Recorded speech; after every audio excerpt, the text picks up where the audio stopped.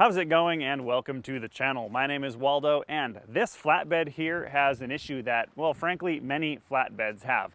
Filling it up with fuel takes a really long time because there isn't enough of an angle between the filler neck and the fuel tank. In this video, I am going to fix that by adding a second fuel filler neck. So when I built this flatbed last year, I built this nice recessed fuel filler location here, and the first time I brought this to the gas station to fill it up, I discovered that it does not work very well. As a quick and dirty workaround, I drilled this hole here in the deck so that I could fit a vertical fuel filler in there temporarily just to get me by. My goal by the end of this video is to make this permanent and also be able to use the one on the side here just in case I have a load covering up this one here on the top.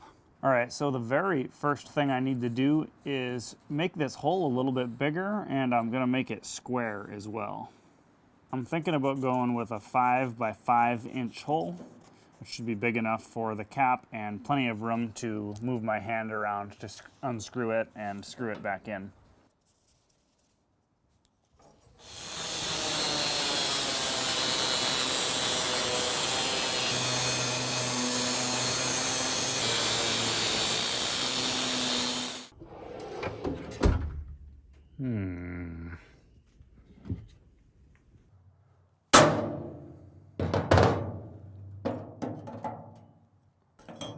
I have about 9 inches from the top of the fuel tank inlet to the deck of the bed here.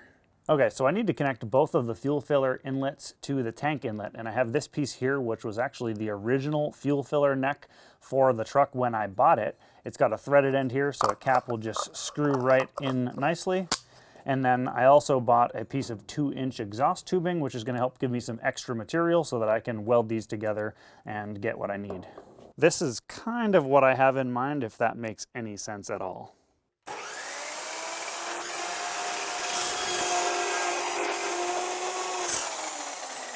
I think about 2 inches on this one will give me what I need. I really need to get a better chop saw because this one is not very good when it comes to cutting angles.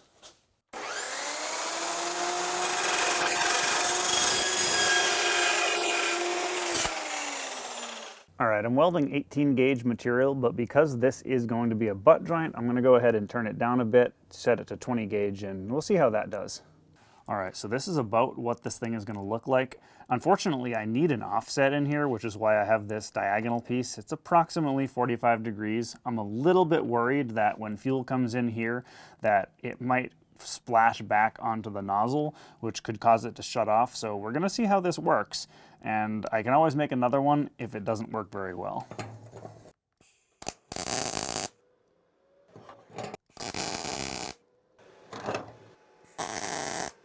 Just leaving a little gap in there so that I can fill it in pretty easily.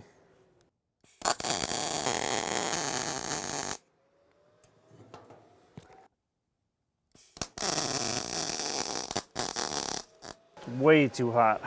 So I've got the machine turned down as far as it will go for 035 wire. I probably should be using a smaller diameter wire for welding such thin material, but I'm going to give this a try, and if it still doesn't work, then I'll switch to something smaller.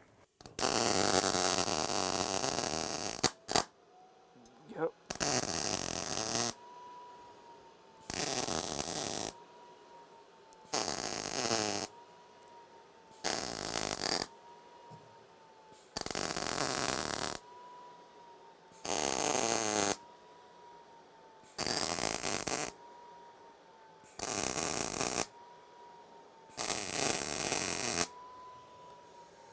Yeah, so I can't really get away with welding this continuously with such a large wire, so what I can do is I can just do short little tacks, and it's working just fine if I do that, so that's probably easier than switching out to a smaller wire diameter.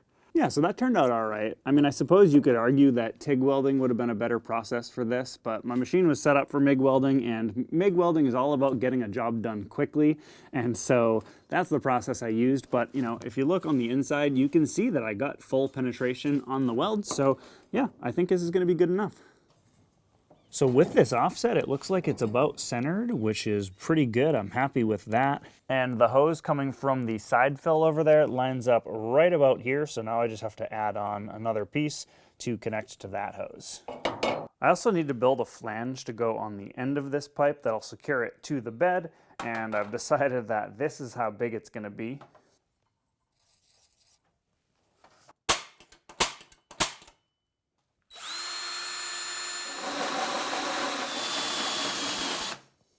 And before I cut all the way through on this smaller hole, I'm going to start with the bigger one here.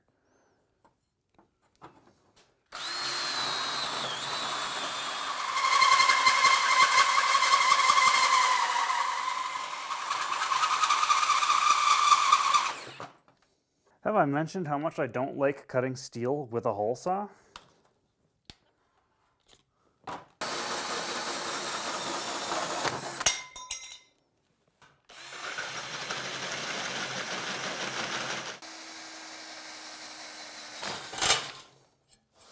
All right, so first things first, I gotta weld some nuts on the bottom of this flange.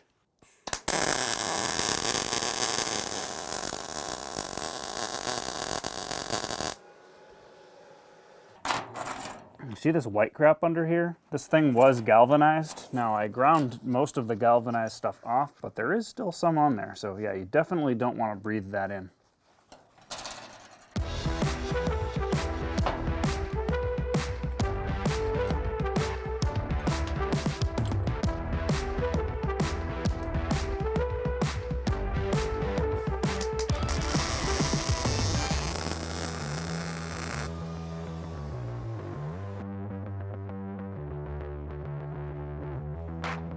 All right, so I made this piece up here, and that's gonna go on right about like this. So I just have to cut this out here, weld these together, and then we can try installing it.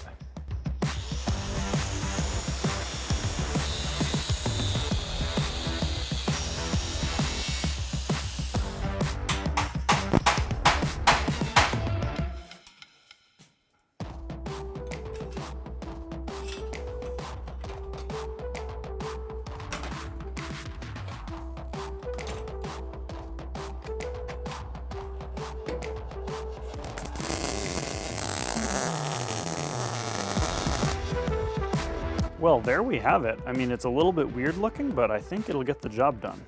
Well, I got this thing installed, and you can sort of take a look down in there and you can see how it hooks up to the tank, and then it hooks up to the other hose there for the fill. So it's looking pretty good. Now I have to finish off this part here so that it looks like a finished product and not like a hack job.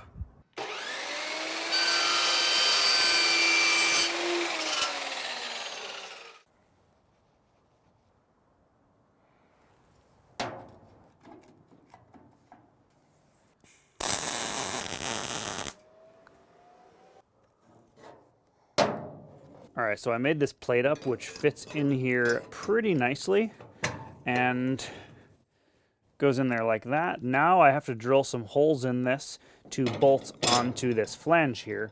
And the trick is figuring out exactly where I need to drill the holes.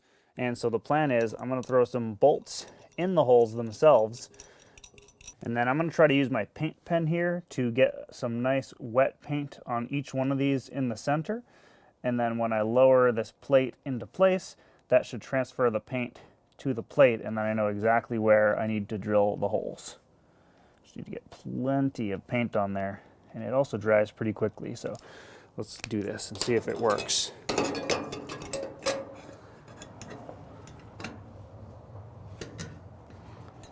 Okay. Did it work? No. Guess I didn't get enough paint on there. All right, plan B, I'm gonna get a little dab of grease on each bolt, and this is pretty much guaranteed to work.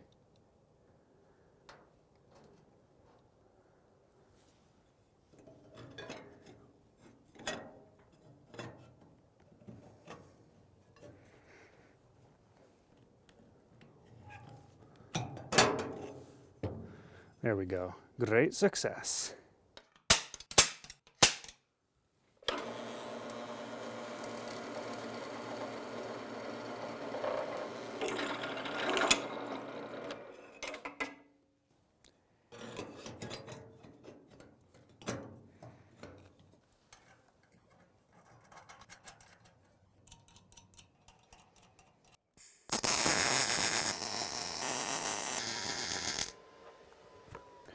Well, there we go. Just take a look at that. Obviously, I still have to fully weld it, but it's looking pretty good. And also, this thing wouldn't be complete without holes in the corners so that water drains out here. I'm going to start with a small drill bit, and I will work my way up to 3/8.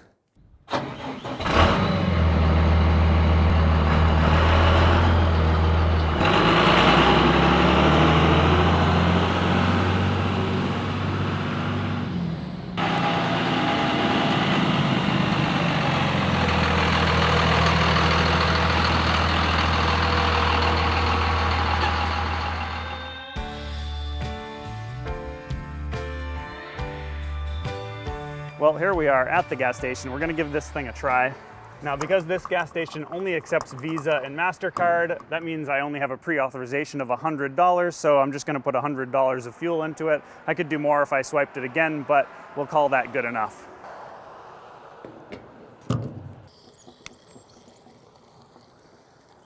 Well, that's going pretty fast and it's working fairly well. A few moments later. And there it is. We're approaching $100 of fuel, and it's not even full yet thanks to the really high fuel prices right now. And I think I figured out a way to get it to pump in quickly, so I guess we'll call that a success. In the very near future, I plan on doing a fuel economy video on this truck. Now, I calculated the fuel economy last year when I was towing my brother's boat around for a few hundred miles with this truck, and I have to say, I don't remember what the number was, but I do remember being quite surprised by it. So it will be really exciting to do a video on that, and we'll see what the fuel economy is under fairly ideal conditions. Now, I did also start filming a fuel economy video for this truck last year. Unfortunately, I was on I-95 in Maine on my fuel economy loop, and I had a rather unfortunate situation arise that caused me to have to abort the video, but that is a story for another time. Maybe I'll tell it in the fuel economy video that I release on this next. In any case, thank you so much for watching, and we will catch you in the next one.